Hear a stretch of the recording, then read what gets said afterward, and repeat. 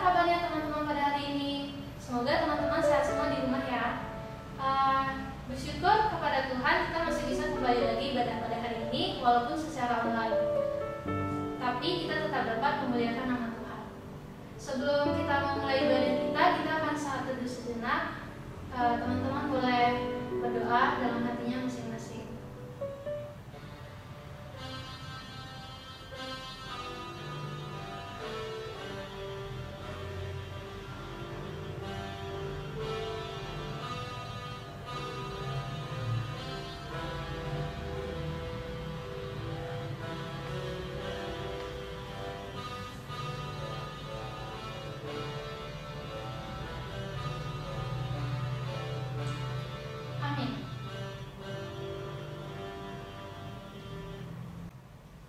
Pertama kita akan mengangkat pujian bertumbuh dalam kasih.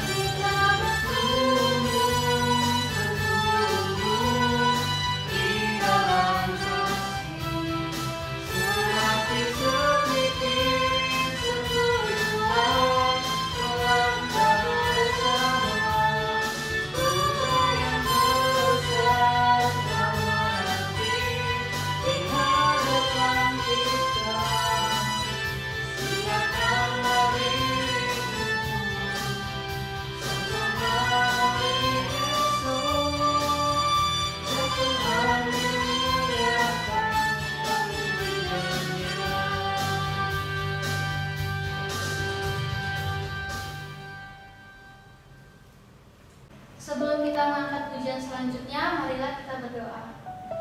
Bapa, kami berterima kasih dan bersyukur kepada Engkau masih dapat mengikuti ibadah pada hari ini. Semoga ibadah kami ini berkenan kepada Engkau dan dapat menyenangkan hati-Mu Tuhan. Kami juga berdoa semoga pandemi ini bisa segera selesai agar kami bisa kembali lagi beribadah secara onsite bersama di gereja. Biarlah Engkau menyertai ibadah kami pada hari ini dari awal hingga akhir. Di dalam nama Tuhan Yesus kami berdoa. Amin. Selanjutnya mari kita nyanyikan lagu Sukacita Penuaian.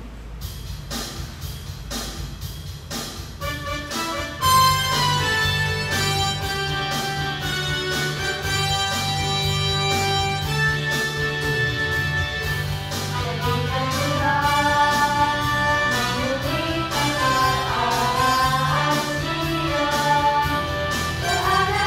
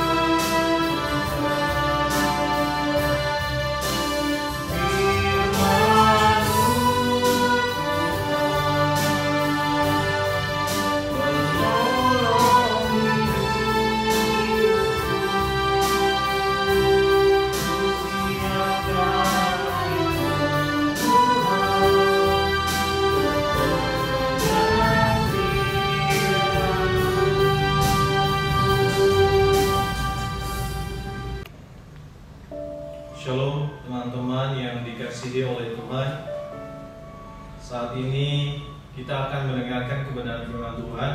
Kita akan sama-sama belajar, kita akan sama-sama menggumuli apa yang firman Tuhan sampaikan, apa yang mau firman Tuhan katakan kepada kita pada hari ini. Oleh karena itu, terlebih dahulu saya mengajak kita untuk mengambil sikap berdoa sejenak. Bapa di surga, kami bersyukur kalau hari ini dengan segala keterbatasan kami boleh dikumpulkan bersama melalui persekutuan online ini. Kami bersyukur untuk kerinduan, kami bersyukur untuk kesempatan yang Tuhan terus berikan.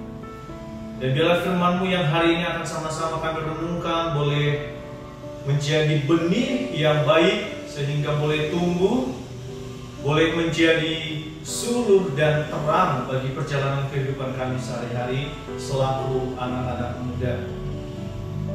Berkata-katalah Tuhan melalui hamba-Mu, dan biarlah Roh Kudus-Mu yang memampukan setiap kami untuk memahami kebenaran firman-Mu, agar hidup kami boleh seturut selaras dengan apa yang Tuhan kehendaki atas pribadi lepas pribadi kami. Hati kami telah siap Tuhan, kami mau mendengarkan firman-Mu. Dalam nama Tuhan Yesus kami berdoa dan mengucap syukur. Amin. Teman-teman yang terkasih, hari ini kita akan mendengarkan, kita akan menggumuli satu bagian firman Tuhan yang terambil dalam Efesus pasal 5 ayatnya yang pertama sampai dengan ayatnya yang keempat. Saya akan membacakan untuk kita teman-teman sekalian. Hidup sebagai anak-anak terang. Sebab itu jadilah penurut-penurut Allah seperti anak-anak yang kekasih, dan hiduplah di dalam kasih sebagaimana Kristus telah mengasihi kamu dan telah menyerahkan dirinya untuk kita sebagai persembahan dan korban yang harum bagi Allah. Tetapi percabulan dan rupa-rupa kecemaran atau keserakahan disebut saja pun jangan di antara kamu, sebagaimana sepatutnya bagi orang-orang kudus. Demikian juga perkataan yang kotor, yang kosong atau yang sembrono, karena hal-hal ini tidak pantas, tetapi sebaliknya ucapkanlah syukur. Rekan-rekan yang dikasihi oleh Tuhan, firman Tuhan yang kita baca barusan mengingatkan kita atau sedang berbicara kepada kita bagaimana selayaknya kita sebagai anak-anak Tuhan, sebagaimana muda-mudi Kristen yang melabeli diri sebagai pengikut Kristus atau anak-anak muda Kristen. Bagaimana seharusnya kita berperilaku, bagaimana seharusnya kita mencerminkan hidup yang Tuhan kehendaki. Dan dalam perikop yang kita baca barusan, kita dituntut untuk menjadi anak-anak yang hidup dalam terang. Kita dituntut untuk menjadi pribadi-pribadi yang melabeli diri sebagai pengikut Kristus yang tetap hidup dalam terang. Teman-teman yang terkasih di dalam nama Tuhan kita Yesus Kristus, seseorang dikenal karena karakternya. Beberapa waktu yang lalu, barangkali beberapa bulan yang lalu, saya bertemu dengan sekelompok orang. Lalu dalam pertemuan tersebut hadir satu teman, ya, seorang teman yang dengan inisiatifnya sendiri dia mencoba menolong seorang ibu-ibu yang tengah kesusahan membawa barangnya. Lantas peristiwa tersebut ya tentu sangat membanggakan secara pribadi, ya, bisa menolong orang, bisa membantu orang. Tetapi yang menarik rekan-rekan sekalian, respon dari sang ibu yang ditolong oleh salah seorang rekan saya ini, dia mengatakan bahwa, "Hai Dek, kamu orang Kristen ya?" Perkataan tersebut mengingat dan memberikan kita suatu gambaran bahwa seharusnya bahwa seseorang itu dikenal karena karakternya. Maka penting juga untuk kita teman-teman sekalian, dalam kita menjalani kehidupan sehari-hari, sebaiknya, selayaknya kita punya karakter yang bisa diteladani, yang bisa dilihat oleh orang-orang di sekitar kita, yang bisa dirasakan oleh orang-orang di sekitar kita, sehingga mereka bisa mengatakan, begini ya karakter anak-anak Tuhan itu, begini ya karakter orang-orang muda Kristen itu, begini ya karakter pengikut-pengikut Kristus. Kalau kita coba perhatikan teman-teman, kalau gadget yang sekarang itu kita pegang, hampir semua orang saat itu memegang gadget atau handphone, dan tidak terlepas dari berbagai variatif merek ya. Ada banyaknya variatif merek yang ada saat ini, tetapi masing-masing merek gadget saat ini punya karakter sendiri ya. Kalau kita coba berbicara tentang iPhone punya satu ciri khas sendiri, sehingga kita bisa dengan mudah membedakan mana iPhone yang benar dan mana iPhone yang palsu. Sehingga kita juga dapat membedakan mana Samsung, mana yang merek Xiaomi, mana yang merek yang lain. Karena mereka punya karakter masing-masing, mereka punya ciri khas sendiri, sehingga kita dengan mudah dapat membedakan. Begitu pula dengan kita rekan-rekan sekalian, selaku anak-anak Tuhan, selaku pengikut-pengikut Kristus yang sejati, selainnya juga kita memiliki karakter yang bisa membedakan kita dari orang-orang yang belum mengenal Tuhan, yang bisa membedakan, yang bisa menjadikan kita berbeda dengan orang-orang yang sama sekali belum percaya, bahkan belum mengenal Tuhan Yesus Kristus. Maka penting untuk kita teman-teman sekalian, untuk kita menghidupi firman Tuhan dan menjadikan pribadi lepas pribadi kita untuk menjadi teladan Kristus, yang seharusnya kita memiliki karakter anak-anak Tuhan. Yang juga hari ini yang menjadi tema kecil kita, yakni tentang karakter anak Tuhan. Berbicara tentang karakter anak Tuhan berarti ada sesuatu yang bisa kita tawarkan, ada sesuatu yang bisa kita berikan, ada sesuatu yang bisa dirasakan oleh orang-orang yang belum percaya kepada Tuhan melalui keberadaan kita. Oleh karena itu dalam firman Tuhan yang kita baca barusan, kita akan melihat 3 hal hari ini dalam perenungan kita ini. Yang pertama, kita akan melihat bahwa seorang pengikut Kristus, seorang anak muda yang hidup di dalam Kristus, seharusnya memiliki karakter yang pertama, yaitu penuh kasih. Rasul Paulus dalam firman-Nya kita baca barusan mengatakan kepada kita bahwa sebab itu jadilah menurut Allah seperti anak-anak yang kekasih. Yang kedua di sini dikatakan, dan hiduplah di dalam kasih, sebagaimana Kristus Yesus juga telah mengasihi kamu dan telah menyerahkan dirinya untuk kita sebagai persembahan dan korban yang harum bagi Allah. Kita dituntut untuk memiliki kasih. Ya. Yesus Kristus dalam pengajarannya dia selalu menekankan bahwa 2 prinsip. Kasihilah Tuhan Allahmu dan kasihilah sesama manusia. 2 prinsip yang tidak dapat dipisahkan, 2 prinsip yang saling bergantung satu dengan yang lain. Ya, ketika kita mau mengasihi Tuhan, maka sudah dengan pasti kita harus mengasihi manusia. Ketika kita mau mengasihi manusia, maka yang terlebih dahulu kita harus mengasihi Tuhan. Jadi 2 hal ini tidak dapat dipisahkan, tidak dapat dibedakan, karena ini adalah satu kesatuan yang Tuhan Yesus ajarkan, yang menjadi hukum yang terutama dan hukum yang utama. Maka penting untuk kita teman-teman sekalian untuk merenungkan, kita seharusnya hidup di dalam kasih. Karena kasih adalah ciri utama dari Bapa. Yesus Kristus, Bapa kita itu adalah kasih, bukan memiliki kasih. Ternyata Dia itu adalah yang punya kasih. Dia itu adalah kasih itu sendiri. Jadi tidak hanya sekedar memiliki kasih. Dalam Yohanes pasal 4 ayat 8, firman Tuhan berkata, barang siapa tidak mengasihi, dia tidak mengenal Allah. Sebab Allah adalah kasih. Jadi ternyata seorang yang tidak melakukan kasih, seorang yang tidak mengasihi Tuhan, seorang yang tidak mengasihi sesama manusia, maka sebenarnya dia itu tidak mengenal Allah. Karena Yohanes berkata bahwa barang siapa yang tidak mengasihi saudaranya, barang siapa yang tidak punya kasih, sebab itu dia tidak mengenal Allah. Kenapa demikian? Karena Allah itu adalah kasih. Maka jika kita mengenal Allah yang adalah kasih, maka seharusnya karakter kita pun memiliki kasih. Oleh karena itu sebagai anak-anak muda Kristen, bagaimana dengan kita teman-teman? Ya, sudahkah kita mengingat hal ini? Sudahkah kita tahu bahwa seharusnya kita sebagai pengikut-pengikut Kristus ini harus memiliki kasih atau hidup dalam kasih, penuh kasih dalam tindakan sehari-hari. Kita memiliki kasih yang senantiasa terus kita lakukan. Dan salah satu aspek dari kita mengasihi adalah respect atau hormat terhadap satu dengan yang lain. Ya, saling menghormati satu dengan yang lain itu adalah merupakan satu wujud bagaimana kita menunjukkan kasih.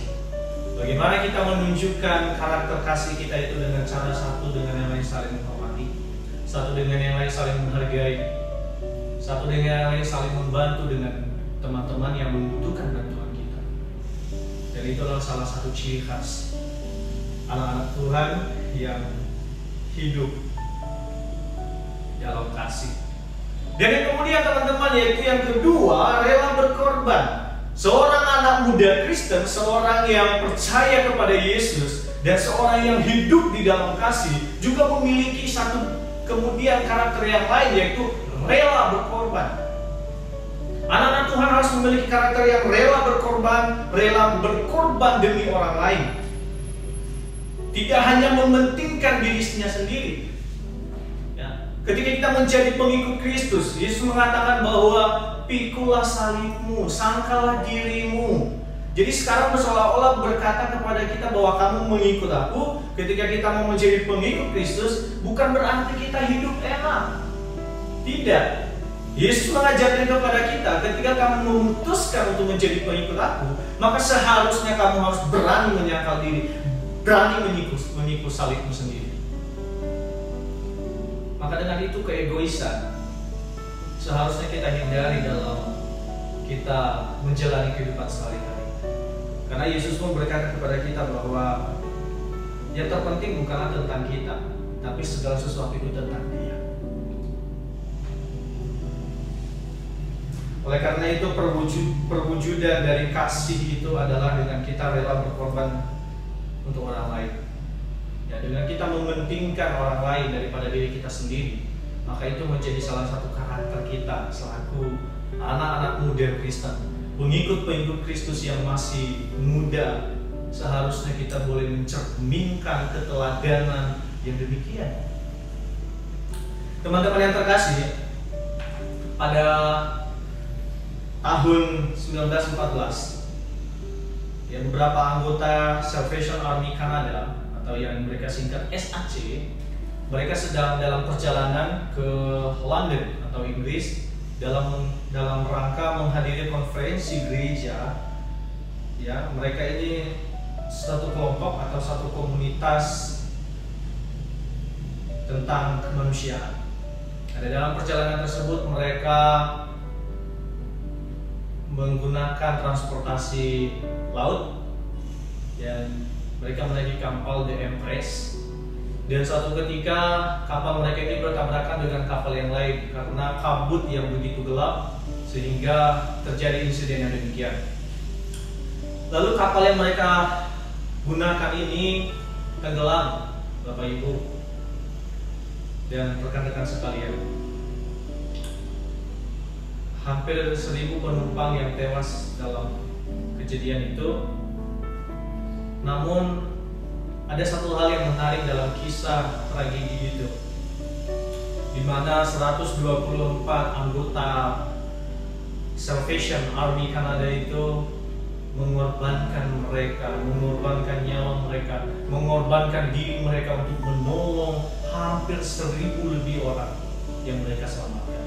Ya, dalam detik-detik terakhir ketika kapal itu mau tenggelam, mereka mengatakan bahwa anak-anak, wanita, dan orang yang belum percaya kepada Tuhan yang terlebih dahulu diselamatkan. Mereka memberikan pelampung-pelampung mereka mencari pelampung dan memberikan kepada anak-anak, kepada ibu-ibu, kepada wanita, dan kepada orang-orang yang belum percaya kepada Tuhan. Bagaimana kerinduan mereka itu untuk orang-orang ini mengenal Tuhan. Salvation Army Kanada ini, anggota-anggota mereka ini sebenarnya hamba-hamba Tuhan ini, mereka punya karakter yang rela berkorban demi orang lain. Alhasil 124 mereka anggota Salvation Army Kanada itu meninggal atau tewas dalam tragedi. Dan sampai saat ini mereka tidak ditemukan lagi. Dan yang pasti yang membekas dalam hati orang-orang yang mereka selamatkan itu adalah mereka ini adalah hamba-hamba Tuhan yang menunjukkan karakter Tuhan, yang meneladankan Kristus dalam kehidupan mereka, yang mereka rela berkorban demi menyelamatkan nyawa orang yang belum percaya kepada Tuhan. Sehingga penting bagi kita mengingat hal ini. Apakah kita dalam kita menjalani kehidupan sehari-hari, sudahkah kita rela berkorban demi orang lain? Sudahkah kita mau lebih mementingkan kepentingan keselamatan orang lain daripada diri kita sendiri? Atau barangkali kita dalam kehidupan sehari kita masih menganggap bahwa aku dulu yang lebih penting, semua itu tentang aku dulu terlebih dahulu, baru tentang orang lain. Tidak. Dalam kekristenan, dalam pengajaran Yesus Kristus yang mengatakan bahwa yang diutamakan adalah sesama kita. Kasih itu seharusnya searah. Ya, ketika kita mau mengasihi, ketika kita mau menerapkan kasih itu, maka kita pasti tidak akan membutuhkan feedback atau timbal balik ketika kita mengasihi sesama. Maka disitulah adanya pengorbanan. Disitulah kita memiliki karakter yang rela berkorban. Mari kita selidiki diri kita, teman-teman. Apakah kita selama ini telah mementingkan kepentingan orang lain daripada diri kita sendiri, atau sebaliknya kita lebih mementingkan diri kita daripada orang lain? Kasih yang sejati tidak pernah menempatkan dirinya sebagai yang utama, sekalipun harus rela mengorbankan nyawanya. Dan yang kemudian teman-teman yang ketiga yang hari ini juga kita renungkan, yaitu hidup kudus. Ya, karakter seorang anak Tuhan, karakter seorang yang hidup di dalam Kristus, pengikut Kristus yang sejati, memiliki karakter yang tidak kalah penting, yaitu hidup kudus. Selain seseorang harus hidup dalam kasih atau hidup penuh kasih, kemudian juga harus rela berkorban, dalam hal ini tidak egois. Dan yang kemudian yang terakhir, yang ketiga, yaitu hidup kudus. Hidup dalam kekudusan adalah salah satu gaya hidup anak-anak Tuhan. Dan kita selaku anak-anak muda dalam kekristenan, pengikut-pengikut Kristus yang muda-mudi ini, seharusnya juga kita punya karakter anak-anak Tuhan yang hidup kudus. Di tengah dunia yang saat ini ya hampir bisa dikatakan abnormal, sangat mustahil untuk bisa kembali normal. Oleh karena itu kita dituntut untuk menjadi terang dalam karakter hidup kudus. Teman-teman, dalam Filipi pasal 4 ayat 8, di sana dikatakan, Rasul Paulus mengatakan dalam suratnya bahwa jadi akhirnya saudara-saudara, semua yang benar, semua yang mulia, semua yang adil, semua yang suci, semua yang manis, semuanya yang sedap didengar, semua yang disebut kebajikan dan patut dipuji, pikirkanlah semuanya. Karena yang dituntut di sini adalah kehidupan yang kudus di hadapan Allah. Allah mengatakan bahwa hendaklah engkau kudus sebab aku kudus. Sehingga penting bagi kita untuk hidup kudus. Karena itu yang Tuhan mau, itu yang Tuhan kehendaki dari kita. Ya, anak-anak muda yang menjadi teladan dalam kekudusan, anak-anak muda yang menjadi teladan dalam mencerminkan kehidupan yang kudus di hadapan Allah. Tidak hanya dalam perlakuan, teman-teman, tidak hanya dalam perbuatan kita sehari-hari terlihat kudus. Dalam pikiran kita, dalam apa yang ada di alam bawah sadar kita ini seharusnya juga boleh menjadi kudus di hadapan Tuhan. Jadi kadang-kadang seseorang akhirnya boleh munafik dengan perbuatannya, seolah-olah menjadi teladan bagi orang, seolah-olah dia menunjukkan kehidupan yang penuh kasih, kehidupan yang rela berkorban untuk orang lain, tetapi dia lupa bahwa ternyata dia lupa hidup kudus. Ya. Ternyata dia cacat dalam pemikirannya, dalam apa yang dia bayangkan, apa yang ada dalam isi pikirannya itu ternyata jauh dari yang Tuhan kehendaki.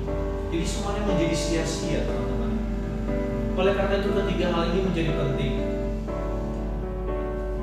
Selaku kita anak-anak muda, saat ini kita harus memiliki karakter yang demikian. Ya, dalam tuntutan zaman, ya, dalam kemajuan teknologi saat ini, kita dituntut untuk menjadi anak-anak Tuhan yang hidup dalam terang, yang mencerminkan keteladanan kasih, yang rela berkorban untuk orang lain, dan yang hidup dalam kekudusan. Itu yang Tuhan kehendaki, dan itu yang Tuhan mau dari kita. Itu yang Tuhan kehendaki dari pribadi lepas pribadi kita, sebagaimana kita melabeli diri sebagai anak-anak Tuhan. Dan akhirnya teman-teman, sebagai penutup, biarlah kita dari kita, ya, masing-masing kita, akhirnya orang mengenal bahwa saya mau mengenal Yesus Kristus karena orang ini. Saya mau mengenal Yesus Kristus karena orang ini telah meneladankan, telah mencerminkan bagaimana seharusnya anak-anak Tuhan. Ya, biarlah orang-orang di luar sana yang belum percaya Tuhan akhirnya menjadi percaya karena kita menunjukkan keteladanan Kristus. Karena kita menunjukkan karakter yang mulia, karakter yang penuh kasih, karakter yang rela berkorban, dan karakter yang hidup dalam kekudusan. Dan akhirnya kita tidak hanya berkenan di mata manusia, dan kita juga berkenan di mata Tuhan. Ketika harinya tiba, akhirnya kita boleh bersuka cita bersama dengan Dia karena kita hidup dalam kekudusan, karena kita hidup dalam perintah-perintah. Kita hidup sejati, kita hidup setia dalam kehendak yang Tuhan mau. Dan sebagai penutup, saya menantang teman-teman sekalian, saya menantang kita semua untuk mengambil komitmen dalam pribadi masing-masing kita.